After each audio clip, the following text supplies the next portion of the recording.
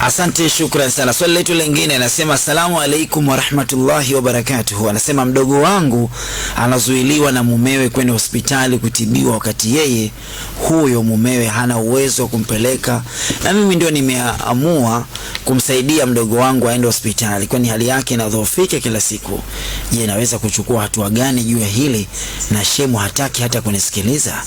Karibu sana Sheikh. Hapa kwa sheria, kwa sababu hii ni haki ya huyu mke, majukumu mojawapo la mume mbali ya kumpa chakula na malazi, kumtibu maskini katika hali ya maradhi aliyokuwa nayo.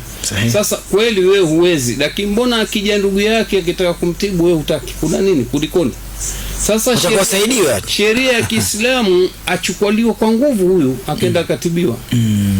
Wewe ukifanya fujo basi ukamatwa. Ndio.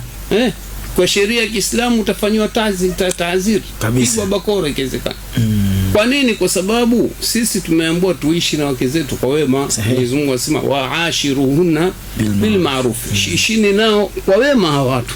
Sasa kwa nini iwe mtu anadhurika wakati Mtume anasema la dharara wala dhirara fil Islam? Hakuna dhara wala kudhuriana katika Uislamu.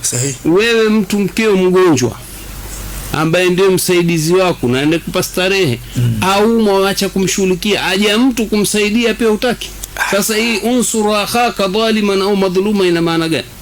Nusuru ndugu yake akiwa amedhulumu au amedhulumiwa. Huyu anamdhulumu kabisa, wewe kumnusuru ni kumzuia asiendelee kufanya kabisa dhulma. Nafikiri tumemjibu ndugu yetu.